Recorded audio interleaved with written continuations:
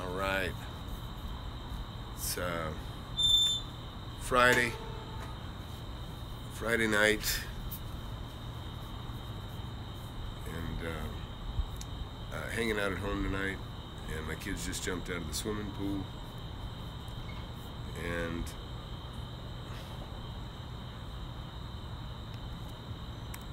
I'm getting prepared here. So everybody's probably doing something else, and I understand that.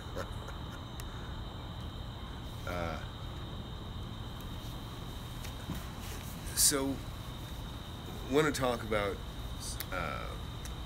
getting rich and how to get there as quickly as possible. We had a discussion the other day by the coffee, or I get coffee every morning with some buddies, and we're all talking about what we do if we had to start over. And not all these guys are wealthy. Most of them aren't. And all of them kind of tend to say they do the same thing. You know, if they had to start over again, knowing what they know now, what they would do if they're 18 years old. And all of them kind of said the same thing, which is go to school, go to college, and that's what they did. That's what they already did. And they're not wealthy.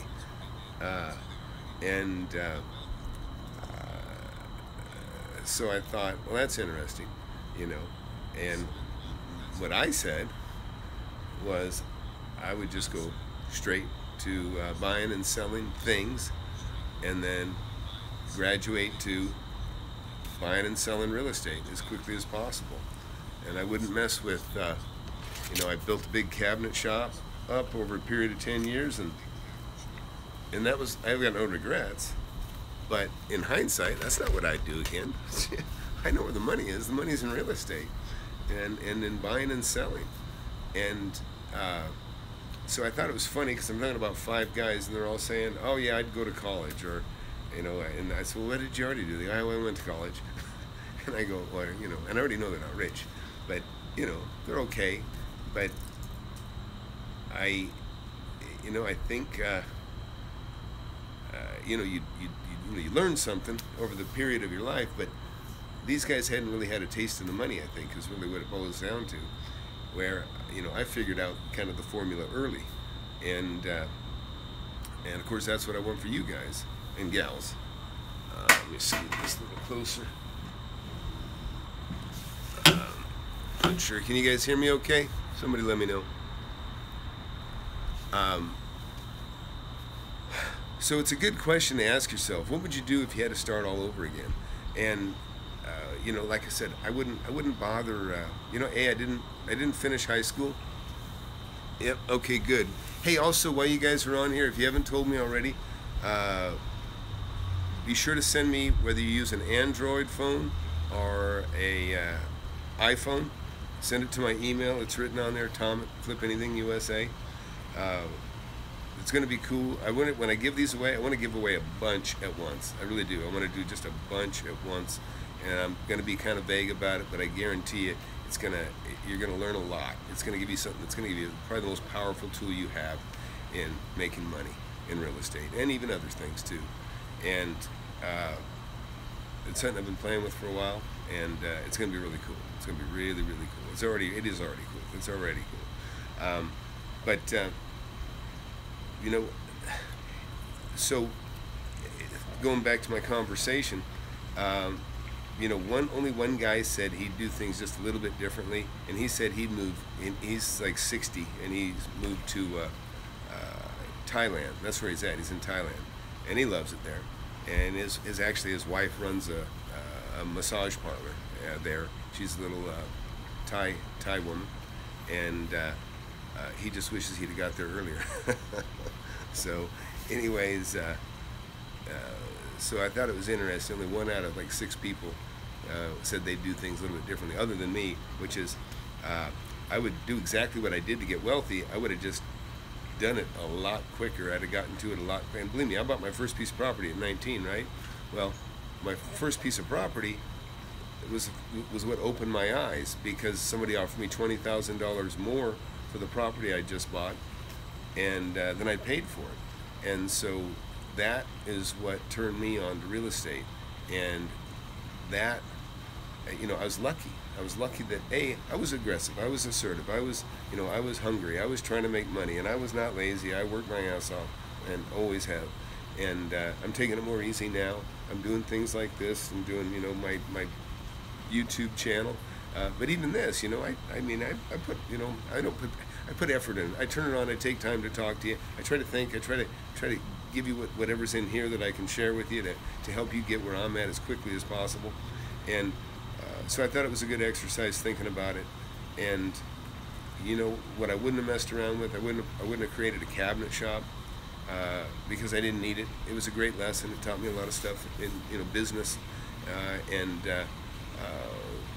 Cool. Yeah. If you're just getting on here and you see everybody writing Android, iPhone, that's because we want to know what you guys use. It looks like most of you use an Android. I know a lot of people, probably about 50-50, but that's cool because the folks that have an Android will probably get their gift first, to be honest. And so look, I tell you what, some of you I know are regulars here. If you can, and I don't even know how to exactly ask it or how to, but if you can bring some attention to this channel, if you can bring some people over here wherever you network with other people in real estate, that'd be a good thing. Because like I said, I really would like to give like 1,000 gifts away at once, and I don't have 1,000 emails yet, and but that's what I'd like to do. So if you guys can help bring attention to the channel or bring attention to people coming here and sharing their email and we'll get them rolling, and I'd appreciate that. Oh, somebody wrote something here. Sorry, I gotta use some glasses today.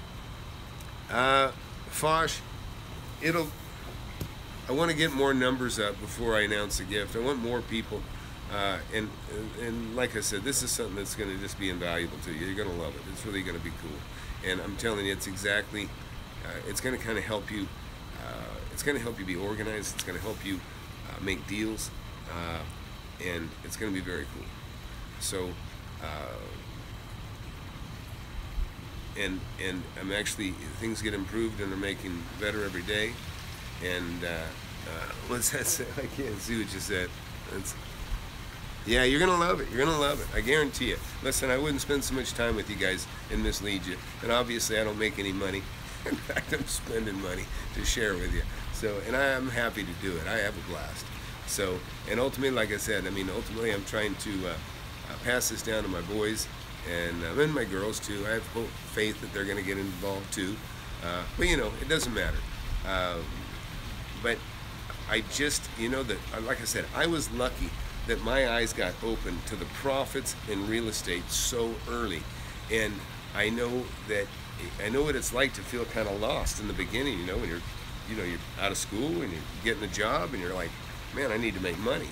And, and things are expensive and, it's just, food's expensive. Just feeding yourself is expensive, compared to the money you make when you first start making money. And so what better than to pass the gift of enlightenment on real estate and deal making and business. That's the best thing I can do. If there's something I can do to help my fellow man and woman, it would be to share my experiences that have enabled me to live such a great life. And so that's what I'm going to do, and that's what I'm trying to do here. So anybody making any deals, anybody got any questions or anything you want to talk about, let's just talk about it. But I'll get back to, in between questions, I'll talk about the things that I think are the most important things. And I covered in most of my videos.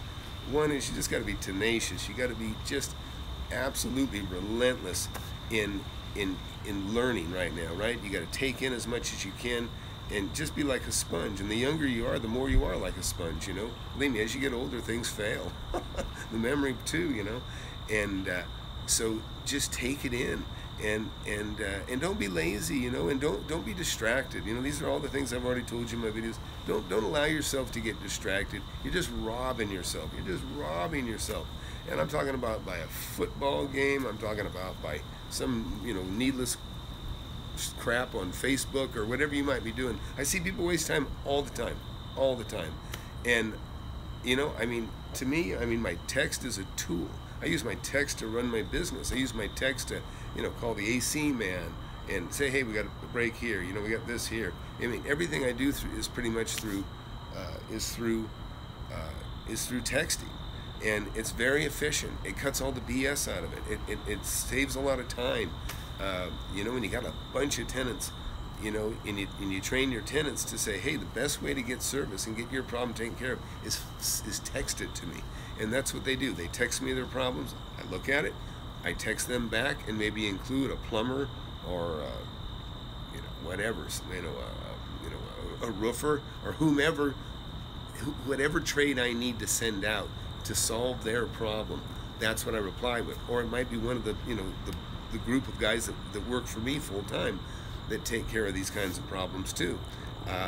So it's just efficient. So think about that. Be efficient with your time. Be relentless in your pursuit of whatever you're doing, and set goals. See your goals through. See them through. Because so many people set goals and they never even achieve them, or when they do, they don't set another one.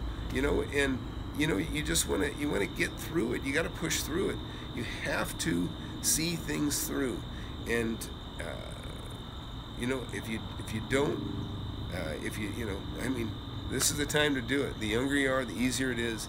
And if you're older, it doesn't matter too. I mean, there's wisdom. When you're older, you slow down and you're more methodical in your thinking. And so you understand tomorrow's going to come. Tomorrow's going to be here. When you're younger, you're more anxious, and that works for you too, because you just hustle. But some things, like I said, if you're older, don't be discouraged. You can, $100,000 probably make a lot of difference in your life. Or a couple $100,000 or $10,000 even, could make a big difference to you, depending on what your situation is, and that's where you want to be. So let's see. You got some questions here.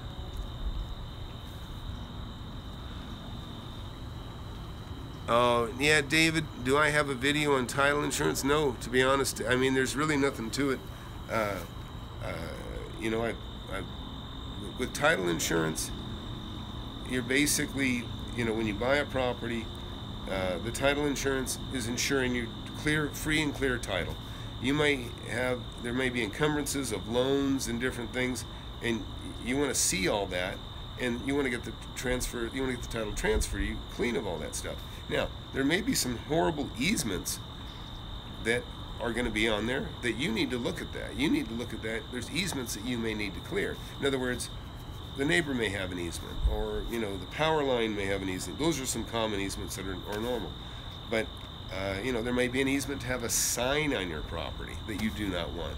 And so sometimes you run into stuff like that, and you'll put the burden back on the seller. Say, hey, you need to remove this stuff. You need to get this removed, because what'll happen is the title insurance, they're going to insure you free title and everything else, but there's some things they can't guarantee are going to go away.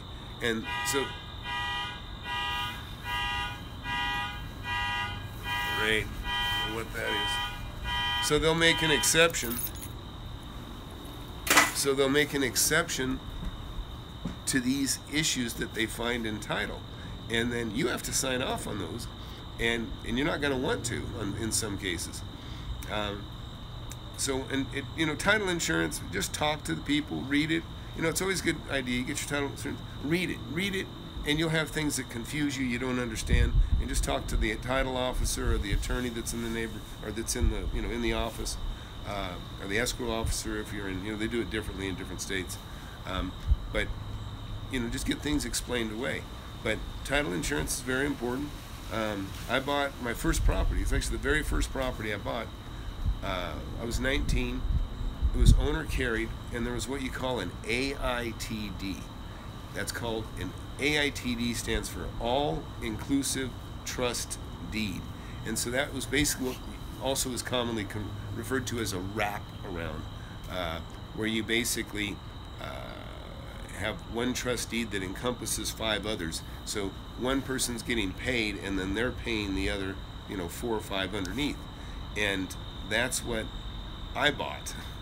And what happened was, several years later, I built my business up, things were cash flowing, things were doing good. I went to the bank, and I got a I got a new loan, and I probably pulled out a little bit of money to invest in something else. But I got a new loan, bottom line, and going through the title process, got a free, clear title. And what happened was the title company made a mistake. When they paid out the money, they paid, well, there was 4 people that were to be paid with that 110 grand or whatever it was I paid off. And what they did is they overpaid one of them, the one they didn't pay at all, and then another one they overpaid, you know, $13,000-$14,000 that should have gone to one of these other guys. And so I remember very well, I called the guy that got overpaid, and I said, hey, because what happened was I got put in foreclosure. Somebody said, hey, Tom, I heard you're in foreclosure. I go, what? They go, yeah, look in the newspaper. You're in the newspaper. And so I look in there, and sure enough, there's my name, said I'm in, you know, that I'm in foreclosure. And so I got a hold of the guy that got overpaid, and I said, hey, man, I said, I'm in foreclosure on this. Can you give the money back? He goes, nope. He goes, I'm not going to give it back. I'm keeping it. He was very honest about it. And he said that you know, look, the title company has to pay you, not me. And so for whatever reason, and he was right. So ultimately, I had to put some pressure on the title insurance company. They didn't pay it as fast as they should have, to be quite honest. But when I kind of threatened them with an attorney, they sent out a courier with a notary, and that notary went out and went to that guy that had me in foreclosure. They had him sign a document, and they gave him a check on the spot, and they took care of him, and that took care of my problem too. Where am I at? Okay. So what else we got? Let's see. So David, that's about as much as I got for you on that. You make it look easy sometimes. How long until you become an expert in REI?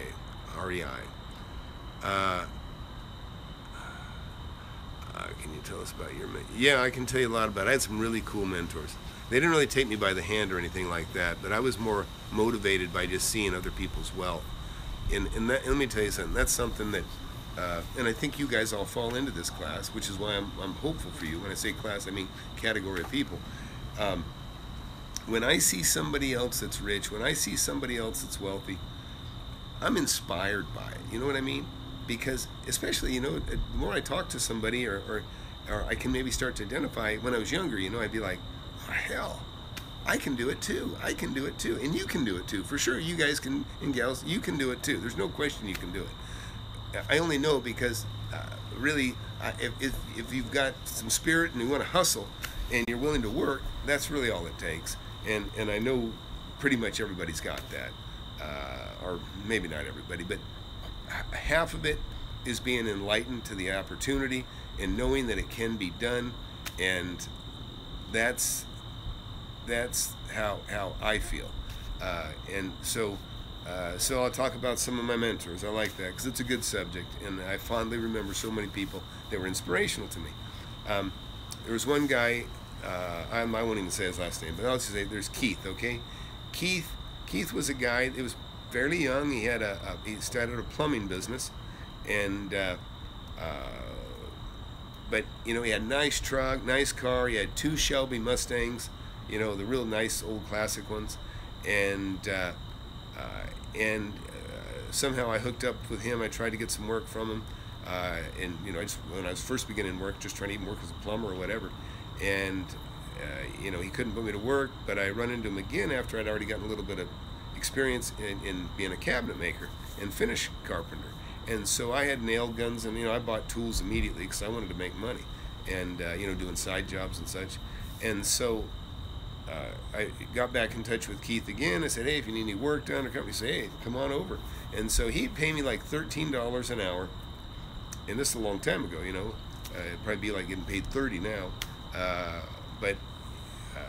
And so I would, you know, he'd say, hey, fix this room up, and I'd, you know, reshoot base and, you know, do woodwork of some sort. I don't even remember. I did, you know, several rooms in his house. But what I could do is I could call him when I didn't have any business of my own, and I could go there and I could make $13 an hour work. But at some point, you know, got to eat too, and that's why, you know, a job ain't a bad way to go. Have a job. It's what you do with your time and your money on the side that'll take you to the next step. So Keith Braun was really cool. Like I said, I gave his name away, but he was a good guy. And another great one was John Brooks. I'll say his name. He passed away about 5 to 6 years ago, and he was a neat guy.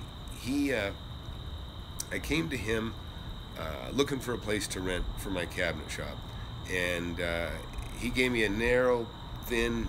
I had I don't know. It seemed like it was only about 15, 20 feet wide by about 70 feet deep.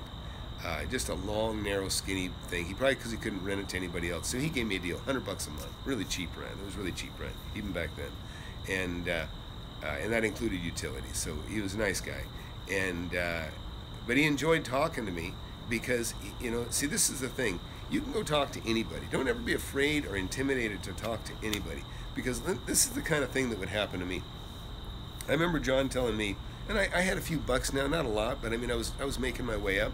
But I was like, I felt like a nobody. I wasn't a nobody, but I felt like a nobody, I was insignificant financially compared to somebody like him. But I asked the right questions, and people are impressed with you, believe me. When you ask the right questions, it didn't matter that I had long hair. I had allergies. My eyes were bloodshot. I looked like I was high, even though I wasn't. But you could tell by what was coming out of my mouth that I knew what I'm talking about, or that I was smart, that I was bright. And I didn't know near what I know now, but I was hungry for information, and I'm digging, and I'm talking, and I'm asking the right questions. And see, that's what's always cool, and that's what should impress you when you talk to somebody, especially when you get older and you know more. It's when people ask the right questions, okay? And you guys are asking the right questions right now just by being here. You want to know how to get rich. You're asking about, the questions about the title David asked about, or anything. I tell my boys in school, don't be afraid to ask. If you don't know something, ask. Don't be afraid to ask. Don't worry about looking stupid. Don't worry about any of that. Just ask. But take it in. Don't ask the same question twice, because then you do look stupid. But somebody shares with you, take it in. Listen. Especially somebody, when you're in the presence of somebody that's successful, that's got, maybe you admire them because they're, they got a successful business of some sort, and it does. It takes business savvy, and that's what you want. And so, by asking the right questions, by probably some of the reasons I had such good mentors, but really it wasn't like they just fell in my lap, or they, put their arm around me and said, "Hey kid, let me show you how to make a lot of money." Never was anything like that. But what they did was they treated me like an equal. They shared with me. I remember John Brooks telling me, he said, he'd sold one of his companies, and he was kind of going into kind of a retirement mode. He owned a lot of real estate. I think he was probably worth about $100 million or something like that, right in there when he died. And so long before he died, though, when I was just a young guy in my 20s, he says, I'm asking him, I said, well, I asked him some good questions, And so when you ask good questions, you get respect because they understand that you're smart. And so he says, yeah, and he says, Tommy, he said, he goes, when I closed, Ashland was his company, one of them, and steel company. And he says, Tommy, he said, when I closed Ashland, he goes, there was $1 million in my bank account. You know what I mean? Now, who shares that, right? And so that's why I like sharing with you. And I am not, listen, I don't share that kind of, even though I'm sharing it out here with you, right? It's to me, I feel honored that somebody feels comfortable enough to share that information with me, because what he's not worried about making my eyes get big or making me, maybe making me feel bad because, I don't even have $10,000, to my name with everything that I had. And he's telling me, yeah, when I closed that company, I had over $1 million. Because he appreciated the questions. He appreciated that, he knew I was hungry for information. He wasn't afraid of me. He knew I wasn't going to damage him. I couldn't. I didn't have any money anyways. But what he was doing is he was giving me the respect to share with me as if I'm his equal. Like he's talking to another millionaire, right? Like he's talking to another millionaire. And if he's talking to me today, then of course he is.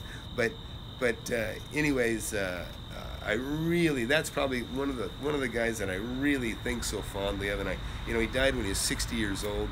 And it's just a shame. He just built a $5 million beach house down in California on the coast. And my understanding is he just had a massive heart attack and keeled over. And I would have gone to his wedding, or not his wedding, his funeral. I'd have gone to his funeral Had I known about it, but I didn't hear about it. I wasn't in the same town anymore, and so. But I hooked up with an old friend of mine and talked to him, and he told me he went, and he has similar stories to me about being treated with such respect. And so my understanding is at his funeral, is he said, Tom, he said there was 300 men primarily at his funeral, and he said, man, there wasn't a dry eye in the place. All these, 300 men just teared up, weeping, and I'm sure I'd have been one of them, because they remember him so fondly. He treated people like his equal. He, even though he had more money than everybody, he reached out. He gave me work. He gave other people work. He gave me a break on my rent. He helped me, initially get going, and with just giving me rent at a reasonable, amount. And so that's a great mentor. That's a great mentor. So John Brooks, and let me take a read here real quick. Okay, I'll skip that for now. I'm going to come back to your questions. You guys want to hear any more on this mentor stuff or not? Let me know. Otherwise, I'll jump to the questions.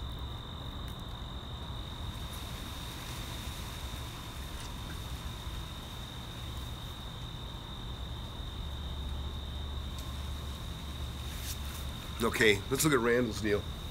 So Randall, currently buying a house for $51,000.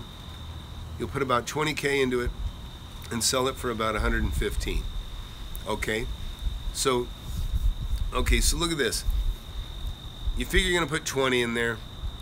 In my experience, maybe you got it nailed down. Maybe you're gonna make it exactly. Maybe you'll get exactly 20 in it. Okay, but a lot of times 20 turns into 25, right? I mean, it does. Sometimes it turns into 30.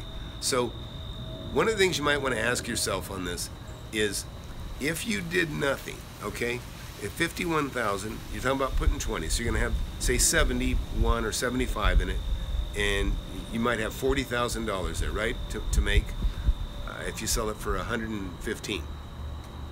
Now, is it possible you could not do a thing right now and sell it for 99 or 100, or just say you sell it for 95, right?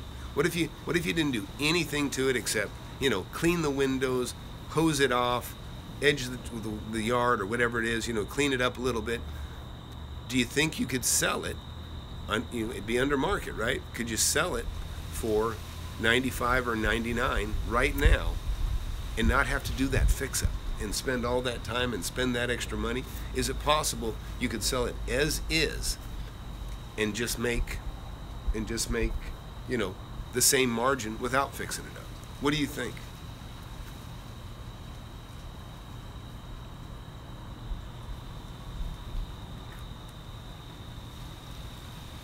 So, assuming Randall's going to answer that, let me look at what David wrote.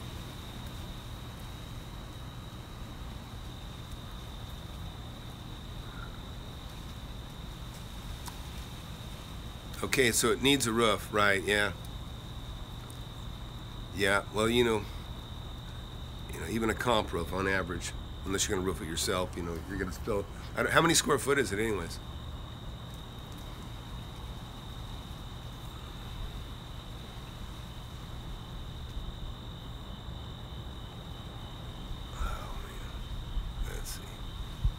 Okay, $1,350. So you probably spend $4,000 to roof that, if you have somebody do it at kind of a, that'd probably be the best rate you end up getting that thing done for, I'm gonna guess. Are you gonna use architectural shingles, or is it? I assume it's a composition roof. Oh, it may even get it up to 120K. Well, but Randall, tell me, do you think you could flip it right now for 95?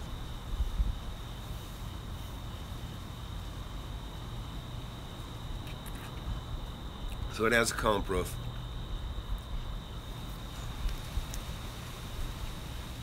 I just wonder, because I can tell you, sometimes you don't think so? Okay, well, you know your market, you know what you got to do. And I understand, like, if it doesn't have a roof, the person he's going to sell it to, they're not going to be able to get it financed with a bad roof. So that's the first thing I do, is always make sure there's a good roof, because it's not going to pass. It's not going to, they're not going to loan, they're not going to do it. They're not going to give somebody else the loan on that thing if it doesn't have a good roof on it. And so I get where you're coming from. Sounds like a good plan, man. Congratulations. You know, that's awesome. Turn that and make 40 grand, and that'll be awesome. And that's a nice chunk. And like I say, there's that, and I mean, there's just so much you can do. But I'm glad to see you're doing it. Right. And even sometimes I'll make things a little nicer than I need to. And I know that I'm probably paying for it. But also I like the idea when I sell it, I like to sell it a little bit under market because I want everybody to be happy. Once in a while something may go wrong after the sale. And, you want them to feel like they got a great deal, and then, maybe you never hear from them if there is an issue. So, excuse me. But, yeah, and so let's see, talk about some fixer-uppers. One of the things I was doing, and I know there's still in this country, there's properties that are 25,000, 50,000, 30,000, whatever's out there. You can find property of just about every value, depending on how far away you move from town, or depending on where you live. The main thing is know that you can resell it. One thing you want to do also, when you find a property, go on Zillow and look at the neighborhood. What Zillow can tell you, even if the prices are, say, somewhat accurate, but if you go onto Zillow, if you don't know what Zillow is a real estate site that'll give you information on real estate. It'll give you, give you the amount of bedrooms and baths, mostly accurate, square footage. They're pulling it from the tax assessor's records, and it's a point of reference. It's a point of reference. But like, I had somebody show me a property that they said, hey, they want this, and it sounded like a good deal. Everything looked pretty good. Well, I went on to Zillow, and when I looked at the area map, everything around this property was worth a little bit more. It was worth more than what I could buy this property for. But almost everything was foreclosed on. It was owned by the bank. So I don't know what the deal was, but I was not going to buy a house that's surrounded by houses that are in foreclosure.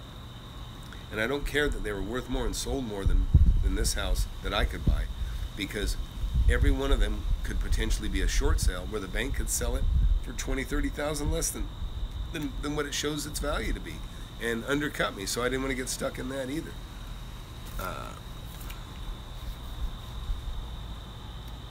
That's true. So Andrew McIntyre, it's a different strategy. So Andrew, I got an interesting story to follow up on that too. So what Andrew said is, sometimes you list a property for less than what you know it's going to sell for. And the strategy there is you list a property, say it's worth 200, but maybe you think it might get 220. So you go ahead and list it for, maybe 190. And then when the attention comes in, offers start to come in. You'll even get some full price offers, but you hold off before you accept any. And then an offer comes in for 195, and then another one comes in for 200, and and then you've got people engaged in looking at this property. So now that they're engaged and they start looking at it, they start to want it. They start to want it more. Where if you'd have started at, say, 210, they'd say, I don't buy anything for 210. But you kind of hooked them and got them engaged at that lesser price. And so like Andrew said, it's a good strategy, because you get people in there that probably otherwise wouldn't have looked at it, and all of a sudden, now that they're engaged and they're looking at it and they want it, and everybody falls into this trap to a degree, me too. And it's like, dang it, I want this thing. You like something about it that you would have never known about had you not, they got you there to look at it. And in fact, I bought a Lexus. I bought a 2006 Lexus, several years ago, but it was used. But I bought it for my daughter, and this guy was selling it for somebody else, and a family friend, and he tells me he's got this thing, and I go, man, 20 grand. I said, it seems like it's kind of a little bit more than you normally have to pay for 2006. He goes, man, you got to see this thing. He said, this thing is immaculate. He goes, it's hardly been driven. The lady takes it to Lexus every week, and she has coffee there. I don't know if you go to a Lexus. You don't go to a Lexus is not like most places where you buy a car. When you go to Lexus, there's food, there's coffee, there's refreshments. It's like you're in a little Starbucks and they're taking care of you for free while they're trying to sell you a car or show you something. So he said, let me show you this thing. And I just had another Lexus that I had parked, and I said, well, you can come to my house. So he came to my house, and here I had a Lexus already that I was driving off another used lot, the Lexus lot. And he brought this car to me, as you got to see it. And I look at it, and he was right. It was immaculate. It was awesome. And I bought it from him. And I said, well, here, follow me to Lexus or whatever. So I drove back to Lexus, and I dropped off the car. And the guy that I had been talking to, I bought a couple cars from him, actually. And I told him, I said, hey, I go, hey, I found a better deal on this. And he was not happy at all. But again, that's kind of, I parallel the strategy in as much as this is somebody that actually brought it and put this car. I didn't want to look at this car because it was 20 grand. No, I didn't even want to look at it. It was too much. But they brought it over to me. They got me engaged by bringing the car to me. And that's what engaged me in that sale. I looked at it, I got inside. It smelled like a brand new car. It looked like a brand new car. Everything's beautiful. In fact, I've been driving that car here lately while my daughter's in college. So, if you follow me on that, in other words, this guy got me engaged by bringing the car to me. Andrew was talking about you get people engaged by asking us a lower price than the property's worth, because you get them in there, they look at it, and now they kind of get hooked. They get in, they see it, they like something, and now the price starts going up. So it's a good strategy. Yeah, oh really? So Andrew's guy, his mom gets, that's when Andrew wrote, his mother gets her nails done at Lexus, at the Lexus dealership for free, and I don't doubt it. That sounds nice.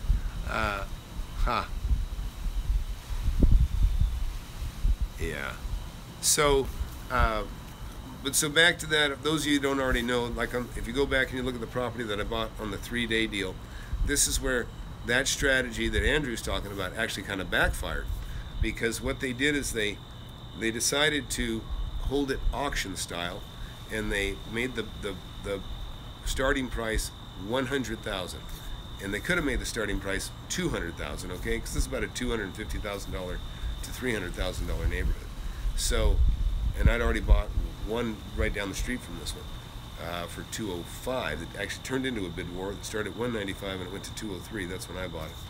Yeah, I know. Anyways, but my point is they are. If you watch that, watch the 3-day deal. If you're new to the watching, or if you haven't seen my 3-day deal, watch that. It's, I don't know, 10 videos back probably, or more. But that's one that the agents decided to hold it auction style, and so I said I want to be there the first day. I get there first thing in the morning. They told me they had 2 offers, and I said, what's the bidding at? And they said, we started at 100. We got a full price bid for 100, and we got another offer for 110. But they planned on it escalating up. And so what I told them, I says, look, I'll give you 160. I just leapfrogged them all. I said, I'm going to give you 50 more than your highest bid right now. But I want you to pull the signs, and I want you to kill it right now and make the deal with me, close it out. I told the agent, call the owner and tell him that you got an offer for 160, but you got to take it right now. And he says, well, I got people coming till noon. I said, man, I want to close this thing.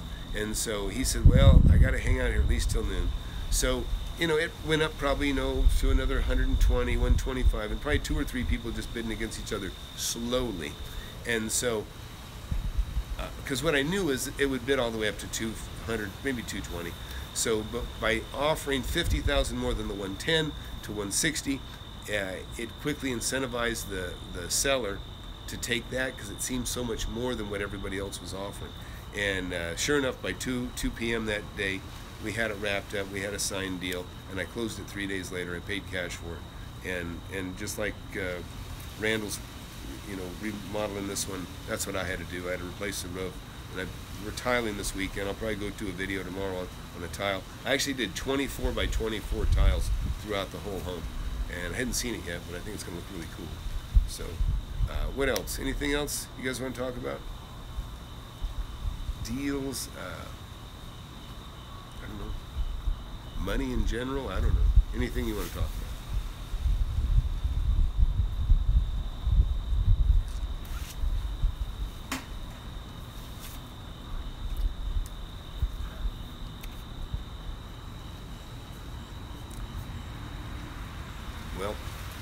Um, Fosh wanted to keep talking about mentors. I'm trying to think of another one.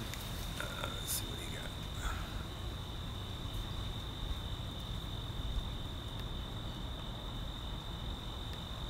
All right, let's see. Oh, hey, Maurice. Well, my main source is kind of how I've shown. It's not. There is no one deal, but really, number one. And that's a good question. Listen, I've done everything. I've blanketed areas with. I've written letters. I bought a beautiful beach house in Ventura, California, and that was a result of sending out letters to everybody in the neighborhood. And I made a deal with one guy. I think I made the deal was $395, and it was probably worth, I don't know, probably worth about $500,000. And we made a deal at $395, and I ended up turning that one and made some money. And I never even owned it. I actually assigned it to somebody. Another one, again, that was by canvassing with direct mail. Now, generally, if you look at the ones that I bought here recently, it's mostly about keeping my eyes open, being the first one there, like on the 3-day deal. I was there early. I made the deal that I made quickly, and always, when you're trying to buy something, when you're buying a property and you're the first one there and you're worried that people are going to come and outbid it, you just got to close the deal, right? You got to get it signed as quickly as possible. So you really want to create a sense of urgency, like, I need to close this right now, I'm leaving town, but if you want to sell it, I'll buy it right now. You know what I mean? Because if you act like you got, oh, well, just get back with me, later this week, believe me, you've lost it. You're not going to get it. I always say, time kills deals. Time kills deals. It really does. The more time that goes by, the chances of you closing on that deal are less and less and less. Because you want to buy it, the seller presumably wants to sell it, and if they're not signing that deal with you, then there's just a chance somebody's going to come along and screw it up. I've had many of my deals get screwed up by somebody else. Sometimes, it's saying they'd buy it and not buy it, and then they back out. So it's just always better to get in there and close it right away. But primarily, I keep my eyes open. I network. Everybody knows I buy real estate. Everybody that knows me knows I buy real estate. And so a lot of times somebody will just say, hey, I've got a piece of property for you, or hey, I know somebody that's selling something. And then there's also, that's because I've been established so long. That isn't going to apply to you. But I drive, when I see an estate sale, I stop and say, is the house for sale too? Usually is. When I see a garage sale is an indication that somebody's moving out and they're going to sell their house, or they're a tenant moving out. So I see garage sale, I go straight to the garage sale. Is the house for sale too? Well, it's going to be. We're moving out. We're transferring or whatever. And this is just a conversation I had a week ago. I've got a checklist. I have one that I'm kind of bird dogging right now, and so primarily, I just look for every sign, and I share this on here.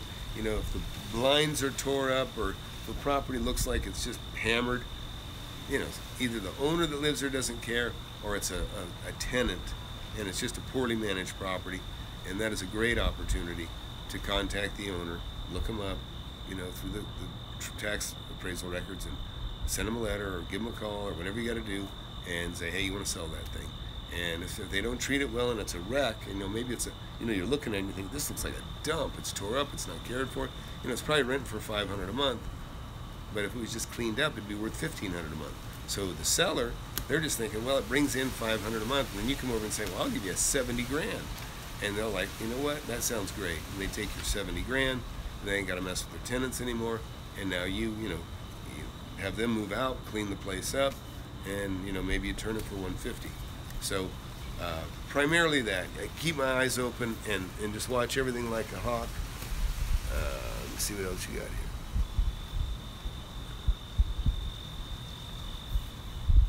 Yeah, and no, Sebastian, MLS, like I said, the 3-day deal was one. I'm not sure it hit the MLS or not, but it was certainly in a realtor's hands. Okay, so yeah, if it's in the MLS, chances are, not every case, because sometimes people put a property in the MLS and they ask way too much. Nobody looks at it. They get discouraged that nobody's looking at it, and then they mark it way down. And then when they mark it way down, you come in and they're already exhausted from waiting 60, 80, 90, 100 days, whatever, 180 days, and it still isn't sold. And then they mark it way down, and then you jump on it, and you make a deal that below market value. It happens all the time. How do I spread my time over multiple businesses? Well, I mean, I have management companies from like some of the residential stuff that I have, and I have some management companies for some of the commercial industrial that I have, and then I manage quite a few of my own, but all of the properties, not the houses. I don't want to be in touch with people in houses, but all the industrial, commercial type properties, storefronts, they all know me. They all have my phone number. They text me what the problem is, and most of them know all my people that work for me and some of my subs, and so it's really not that bad. I mean, and that's one of the things I want to ultimately, if you look at actually you'll see my studio is just about wrapping up. If you get a chance, you can go over to Instagram, Flip Anything USA on the Instagram, and you'll see we're painting the floor in my studio right now. You can take a look at that. But yeah, no, I do. I mean, I have a vice president, of one of my manufacturing companies, and he doesn't do everything, but he does a lot. And then there's also, I have a gal that works for me there as well, Nellie, and she does a great job at what she does. And then I have a CPA, a bookkeeper, Denise, that also does work for me, so everybody does their job. You got people you hire to do certain things, and you just make sure that they do their job. And as long as they do their job, then it works for you, it works for them, and that's how it should be. And but it's funny because a lot of people ask me that. They'll say, "How do you do it? How do you do it?" And they seem almost like they feel overwhelmed, thinking how much that I cover. And I mean, I can say at times I do work pretty hard, but it becomes easier. It becomes people work for you for a long time. They know what you want. You expect of them. I'm not a micromanager. I don't really like to micromanage. I just kind of look at the big picture. I can see if somebody's blown it or not, and that's how I do it. And just try to everybody be mutually respectful, and things roll pretty well. And then on management companies, same thing. I put a manager in charge of a property, and if they blow it, if they put in a bad tenant, and they get burned for months of rent, then I take that property away from them, and I'll have somebody else manage it, or I'll take care of it myself. And so pretty much that's it. I just watch everybody that's working for me, and I try to do a good job on the parts that I handle myself. And I don't know if that answers your question completely, but I hope so. But I mean, I'm blessed, man. I have time. I mean, I wouldn't be doing this. I mean, right now it's evening. My boys have their friends spending the night, so I don't leave my kids alone. I like to, I don't hover around them. But I mean, I'm always here. They were swimming back behind me just before I started this. They scared them off, and but yeah, so I'm always nearby. So, anyways, let's see what else we got.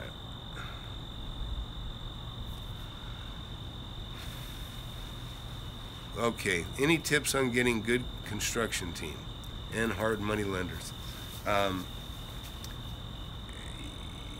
Yeah, well, if you don't, I already have so many people that work for me. I know who's good, who's bad. Also, I'm been immersed in construction my whole life, so I know the right questions to ask, and I can kind of vet and tell if somebody's good. If you don't have a construction background, it's going to be tougher for you to judge who's good and who's not. But so you have to kind of rely on references. If you got somebody you're going to hire, you'd like to know that they've done a good job for somebody else and performed as agreed. And so and just like really, if you're on the other end of that, you want to know, do I want to work for this guy? Does he pay his bills? And that's one thing I always pay everybody. I tell everybody, everybody knows I pay as soon as you're done. As soon as you're done, I pay. And I mean, I like to mail a check, unless it's, unless you want to come pick it up from me, which sometimes I'm running around so much I don't know where I'm going to be. But my bookkeeper, she's there, she can cut a check, and that's how that works. But anyways, but on the construction team, I have my own little construction team already that I have full-time guys that work for me, and then, but if we have like a lot of drywall, I sub it out. If we need an electrician, we call an electrician. Same for air conditioning people and everything else. We call out the proper trades to do other things. And like I say, I don't really call them. I text the trades. I have relationships with all of them. I have locksmith. Every kind of trade you can imagine. I use them somewhat regularly. All of them. I probably spend $100,000 a year. Well, on just on just individual trades, just in doing repairs and different things. Carpet layers. And that's one thing with carpet. You really want to have the guy that puts in the carpet sell you the carpet. You don't really want to buy the carpet at one place and have an installer that works for you install the carpet that you bought somewhere else. The reason for that is what can happen is they do the carpet job, right? And then there's an issue. And well, the guy that installed it says, oh yeah, you got a problem with the carpet. You go to the carpet people, they say, oh no, the problem's not the carpet, the problem is the installer. They like to blame each other. Now I know who's right in that. I know who's and I'll fight it however I have to. But if you don't know, if you don't really feel confident in yourself that you can determine who's wrong and who's right on that argument, it's better just to get it all from one person, because they can't blame the carpet. They sold you the carpet. So if you buy the labor to install it and the carpet from the same person, they're responsible for it all. If you buy them from separate people, you're creating an opportunity where they each can point to the other and blame the other, and that's no good either. Let's see. You know what? Finding honest contractors has never been a problem for me. I think if you're a retail, if you haven't had any experience at all, you might call somebody into your home. But I can tell you, most contractors are good and honest, that are real contractors. Some people hire people that really aren't contractors. I even had a guy that had been bugging me to give him a shot doing tape and float, and I gave him a shot. I was busy. I called him up, and what I determined is that he said, okay, I'll be there, and I could tell there was some panic, and he was trying to, anyways, he said he had his crew coming. Well, his crew didn't show up, and it's because he wasn't very important to his crew, and that reflects poorly on him, because obviously if he had a real crew, if you're the boss, your people are going to show up. And so again, I know there's some flakes out there for sure, but I can tell you, most people, a carpenter or anybody in construction, they usually don't last very long. If they burn people, if they're incapable of doing a job correctly, or they don't do a good job, that gets around really fast. So if you hire somebody without doing your due diligence and making sure that you have a good person and good people, then you're taking a chance. So you really just have to rely on references. I tell people, hey, well, show me what you've done. Tell me where you've done work before. And I say, give me a couple addresses. If it's a mason, give me a couple addresses where you did the brick. And then I'll drive by that address, and I'll make sure that I know that they can prove that they did that work. And so you just really have to check their credentials. You have to look at their references and get some referrals. So that's how I'd handle it. And my battery's getting down pretty low here, guys, so I'll probably have to call it quits here. But hey, thanks for hanging out, and be sure to send me an email, Tom@FlipAnythingUSA. Put your iPhone or write whatever you use, iPhone or Android, in the subject line, and then you'll be in. And when I give the gift away, you'll definitely be getting one. And if you can, please push that notification button, because I really want to only deal with people that are engaged, and if you guys can spread the word, Flip Anything USA, maybe at some of these other channels you visit with some of the people you network within the channel, please do. The more the merrier. And because what I'd like to do is I just want, you know, that's my goal here. Build the channel. And obviously, you know, I don't have any advertisements running on my channel. I'm not trying to make money, and you know, I'm not selling books or seminars, and nor am I promoting anybody that does. So that's it. And obviously, the mentoring I do is free too. So, anyways, if you can, you know, if you can help me, that's how you can help me. I appreciate it. And all right, hey, thanks, Andrew. Single Step, thanks. Will, thank you. Fosh, thank you. And Andrew and Maurice and Sebastian and everybody else, you know, coming in, you know, hanging out with me. I appreciate it. You know, hey, let's make some money. And Randall, congrats on your deal. You know, and Chaz, I haven't seen Chaz in here lately. Chaz, I think he made 3 deals. He flipped 3 lots, and I think he's got 600 a month coming in, 200 per lot. So those are the kinds of things that you know, I want everybody to do that. You know, make some money, and you know, it's just an awesome way to go, guys. It really is. You know, I work hard. Always worked hard my whole life. It's just kind of in me to work hard. But I mean, I make a lot of money for working hard. You know, and you know, and a lot of people work harder than me and make not very much. And so, you know, you just got to use your head, and you just need to open your eyes to what I'm telling you about. And you know, like I say, I'm trying to give you guys the benefit that I got when I was 19. Somebody offered me, you know, I found a piece of property I could buy, you know, and you know, I didn't even know that was possible. And you know, it was owner finance. There was no credit needed. And in fact, the people I bought it from, I never met them. And because that's how it goes. That's how it can go. And so, you know, just know that you can do anything I've done, for sure. You can do anything I've done, and you got to trust yourself, because every personality is different. When you have a different brain, you're going to bring stuff to the table that I would have never thought of. You know, if you look at one of my videos where I made over $1 million re-renting, right? Rented a building, and then I rented it to somebody else, and was making about $20,000 a month on it. And I did it for 7 years, and that's recent. And you know, there's no, you know, it's really just your imagination, because anything, you can make any deal you want. A seller and a buyer, you guys can make any arrangement you want when it comes to how you confer title, the time, the terms. You know, there are just all kinds of variables that you can make a deal and change things and make things happen. And so anyways, that's it for now. I gotta go, guys. We're down to 3% or 2% on that computer, so I ain't gonna be able to read what you write anymore anyways. But I appreciate you guys hanging out, watching, and gals. And please, you know, spread the word. Help me, help bring some more people to this channel, you know. And you know, and please like my videos. In fact, if you would, like all my videos, like every one of them, okay? Bring the numbers up, because that, you know, YouTube, I believe it has an algorithm that runs through there, and it senses that stuff, and it'll make me come closer to the top when people look for real estate stuff. So anyways, hey, that's it, guys. I appreciate it, and have a great night, and I hope everybody makes some good deals, but just stay safe, and take care. Bye.